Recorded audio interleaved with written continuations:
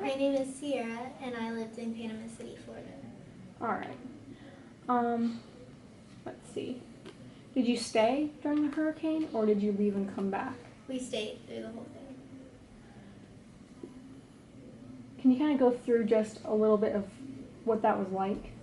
During the hurricane? Yeah, going through the hurricane, how it was like for you. Well, I felt kind of safe and sheltered inside my house. The walls weren't shaking or anything. It was scary to look out the windows and see all the trees falling, but none of them fell towards the house. They were all falling away. And, I did the stupidest thing I could and stood next to the windows the whole time and watched, but it wasn't as scary as a lot of other people's stories. Okay. After the storm, were you guys without power and water, and how long were you guys without communication?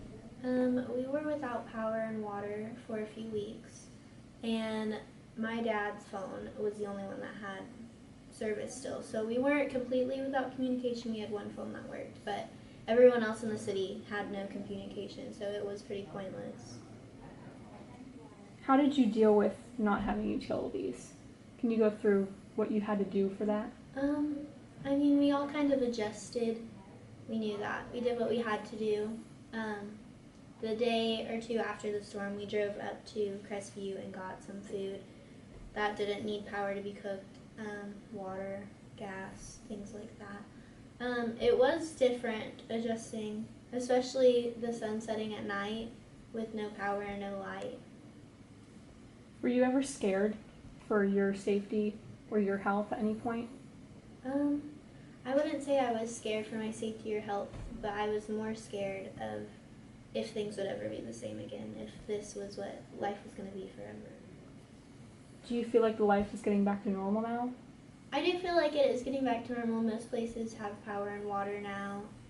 Most of the services on phones are working again. I still don't have internet, so that's a little hard, especially with schoolwork, but piles are being picked up, some buildings are being fixed. Things are slowly getting back to normal.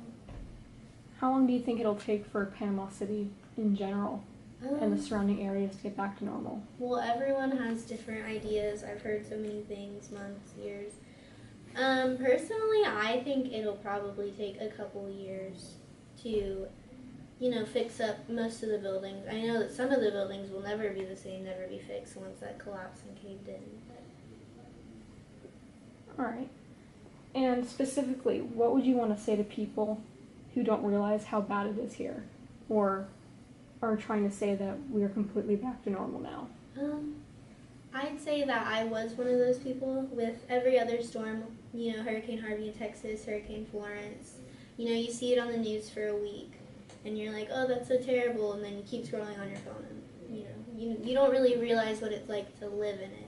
So I think to everyone that doesn't live here and doesn't know what's happening, it is a process, and it's rough. Okay. And then, do you have a specific section of your essay that's really important to you that you'd like to read? Yeah.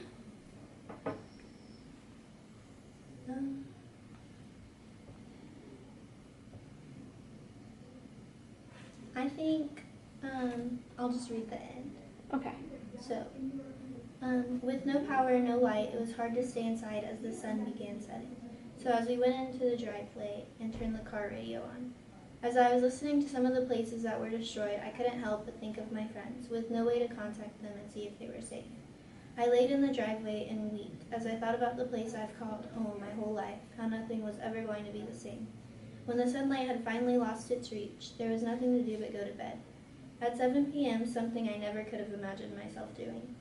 I laid there in bed and tried to go to sleep to the hum of chainsaws, so different than the sound of the town with electricity that I was so used to. I laid there in bed and tried to go to sleep to the thoughts of how I might never see some of my friends again.